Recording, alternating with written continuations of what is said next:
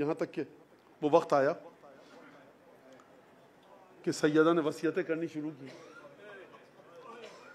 کہ یا علی کفنی فی اللیل ودفنی فی اللیل، مجھے رات کو غسل دیجیے گا، رات کو کفن دیجیے گا، اور میری قبر کا کسی کو نہ بتائیے گا۔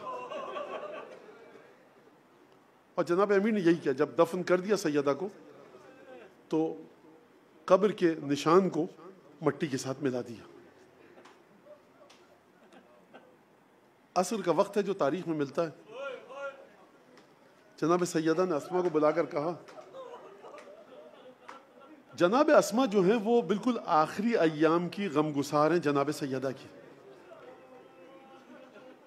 دیکھیے میں کل بھی کہا میں نے، اگر بیٹی کچھ بڑے سن کی ہوتی نا، بی بی کی بیٹی جناب زینب، تو شاید جناب زینب کے ساتھ یہ گفتگو فرماتی، لیکن ماں کا دل ہے 5 سال کی بچی سے کیسے وصیتیں کریں؟ مطلب کوئی ماں یہ کہہ سکتی کہ بیٹیا زینب جب ہم چلے جائیں دنیا سے تو ہمارے تابوت پر اس طرح سے پڑھ۔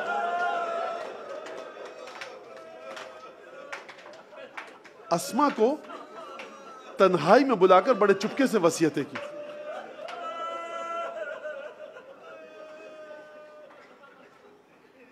تابوت کا واقعہ، اسما ہمارے پردے کا خیال کرنا، تو اسما نے یہ ذمہ داری لی، اور جو تابوت جو بنایا گیا وہ اسما کے مشورے سے بنایا گیا شہزادی کے جانے کے بعد۔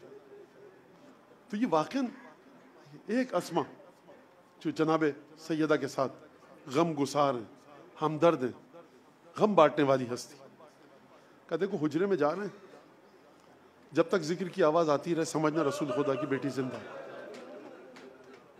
اب اسما کے دل میں ایک طوفان آ گیا، سیدہ حجرے میں گئیں، ذکر کی آواز آنا بند ہوئی۔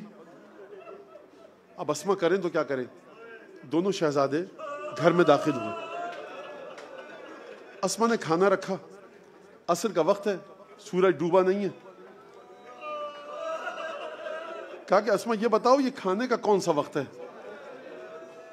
اور مادر گرامی کہاں ہے؟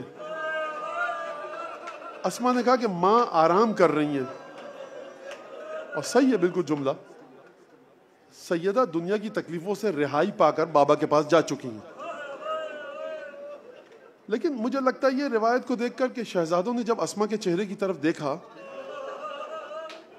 تو اب اسما یقیناً اپنے آنسوؤں کو پی رہی ہیں، لیکن چہرے کا رنگ متغیر ہوتے دیکھ کر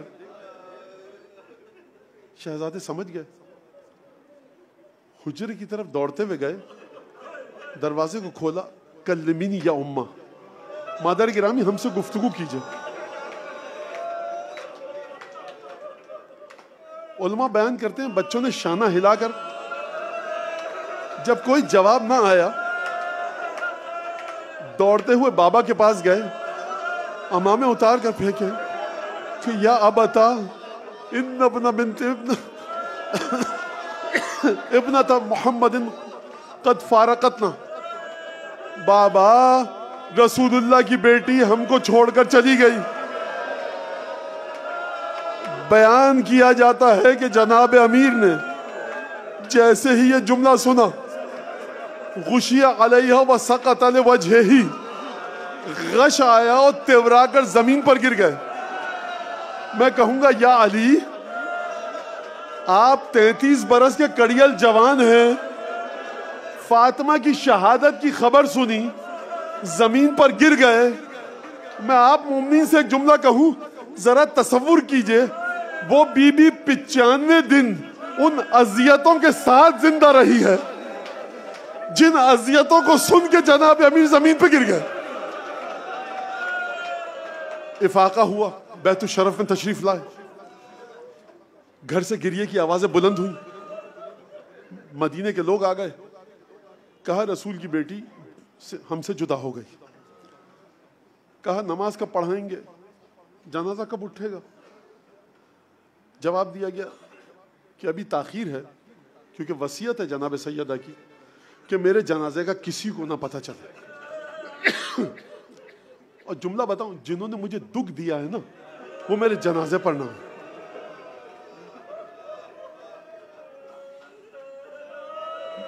دیکھیے، جب گھر میں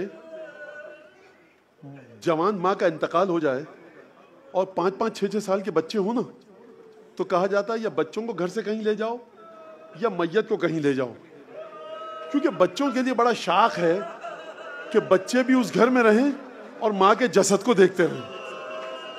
صبر نہیں آئے گا۔ 5 برس کے امام حسین ہے، 6 برس کے امام حسن ہے، بی بی زینب کم سن، یہ بچے نماز عشاء کے بعد تک اسی گھر میں، میت اسی گھر میں۔ رات کی تاریکی چھائی، امیر مومنین نے غسل دینا شروع کیا۔ حکم ہے کہ بچوں کو بلند گریہ نہ کریں۔ یہ بنت رسول کا جنازہ تیار ہو رہا ہے، بچے گھٹ گھٹ کے گریہ کر رہے ہیں۔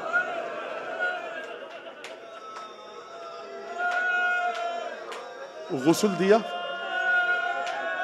جنت سے جو کافور آیا تھا رسول خدا کے لیے اس سے حنوط کیا۔ جب کفن دے چکے، جسد مطہر کو مغتسل پر رکھا، بچوں کو آواز دی کہ آ جاؤ تزودوا بأمکم، بچوں خوب جی بھر کے ماں کو دیکھ لو، فإن الموعد القیامہ، اب اس کے بعد قیامت میں دیدار ہوگا۔ بچے دوڑتے ہوئے آئے اور اپنے آپ کو ماں پر گرا دیا۔ ہاتف غیبی کی آواز آئی، علی بچوں کو ماں سے جدا کر لو، ملائکہ میں کوہرام مچ چکا ہے۔ علامہ مجلسی نے روایت میں لکھا ہے کہ جناب امیر فرماتے لقد عنت وحنت، ایک دفعہ فاطمہ کے حلق سے ایک چیخ نکلی، وَضَمَّتْهُمَا إِلَى صَدْرِهَا، حسنین کو خوب بھینچ کر اپنے گلے لگایا۔ اس کی وجہ سمجھے آپ کیا ہے؟ اس کی وجہ یہ ہے کمسن بچے ہیں، ماں کا داغ ہے، تسلی دے کر دینا چاہتی ہوں۔ میں کہوں گا شہزادی آپ 11 محرم کی صبح کو ہوتی، حسین کے بدن میں اتنے تیر پیوست تھے کہ اپنے بچوں کو کلیجے سے نہیں لگا۔ بچوں کو الگ کیا گیا، دوبارہ کفن کو تیار کیا گیا ہوگا۔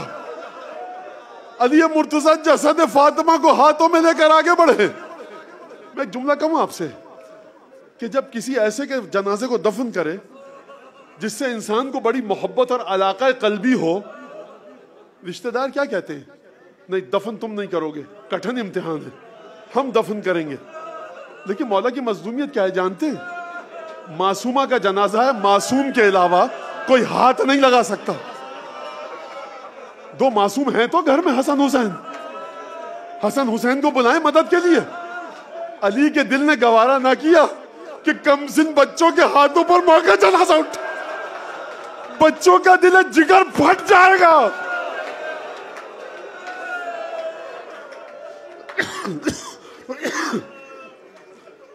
فاطمہ کو قبر میں رکھا۔ علماء بیان کرتے ہیں 2 ہاتھ رسول خدا کے ہاتھوں کی طرح نکلے، یعنی علی، یعنی میرے الفاظ میں، یعنی علی میری امانت تھی نا، اپنی امانت کو میں دوں گا۔ اور دوسرا جملہ میں کہوں اپنے ذہن کے مطابق، یا علی تم نے ہر مشکل میں رسول کی مدد کی، فاطمہ کی میت دفنا رہے ہو، آسان وقت نہیں ہے، اب رسول تمہاری مدد کرے گا۔ 2 ہاتھ رسول کی قبر سے نکلے، جسد فاطمہ کو رسول کے حوالے کیا۔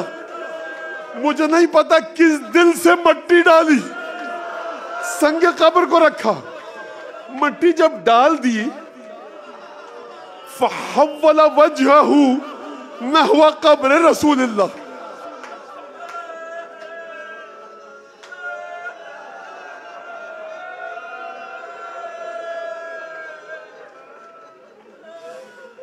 دیکھیے میں مسائل کو مکمل کر رہا ہوں بس۔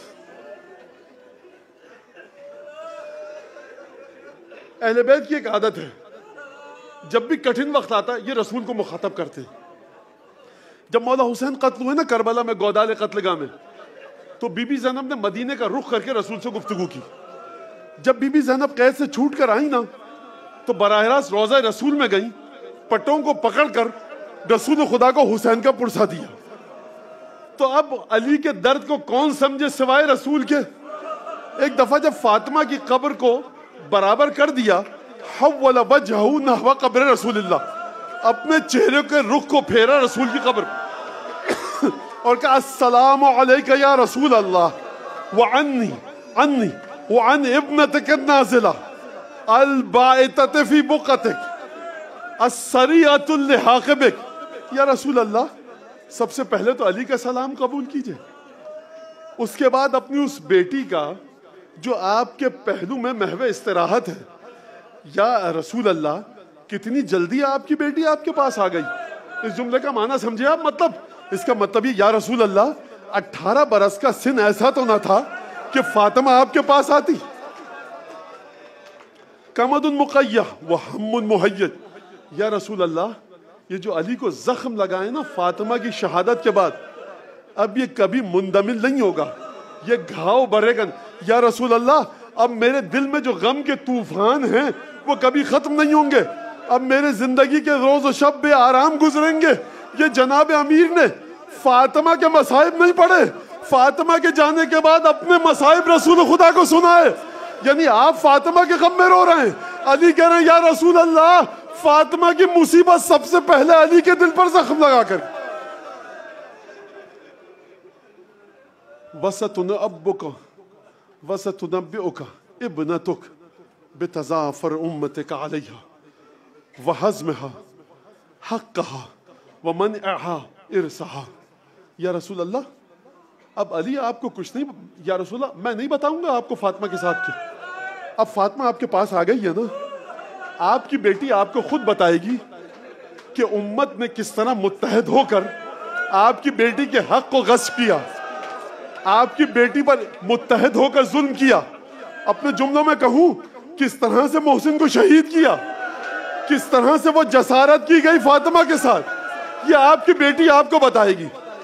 لیکن ایک دفعہ علی کو خیال آیا فاطمہ بڑی صابرہ ہیں, نہیں بتائیں گی, مجھے نہیں بتایا رسول کو کیسے بتائیں گی. فرمایا یا رسول اللہ فاطمہ آپ کو نہیں بتائے گی.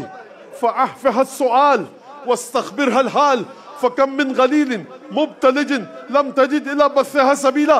یا علی, فاطمہ آپ کو کیا بتائیں گی, فاطمہ نہیں بتائیں گی, بڑی صابرہ ہیں. ارے فاطمہ سے پوچھئے گا, قریت قریت کر پوچھئے گا, خوب اصرار کر کے پوچھئے گا, تب فاطمہ آپ کو بتائے گی. فاطمہ کے کلیجے میں کتنے ایسے غم تھے جو کھول رہے تھے, کلیجہ ابل رہا تھا غموں سے. فاطمہ کو, توجہ سے سننا, فاطمہ کو کوئی نہ ملا جس کو بتا سکے. اور آخری جملہ, لَقَدْ اسْتُرْجِعَتِ الْوَدِيعَةُ وَأُخِذَتِ الرَّهِينَةُ. یا رسول اللہ, جو آپ نے امانت مجھے دی تھی, جو تحفہ آپ نے مجھے دیا تھا, وہ میں نے آپ کو لوٹا دیا. میں ایک جملہ کہوں آپ سے, یا علی بڑے ادب سے آپ سے ایک سوال کروں گا.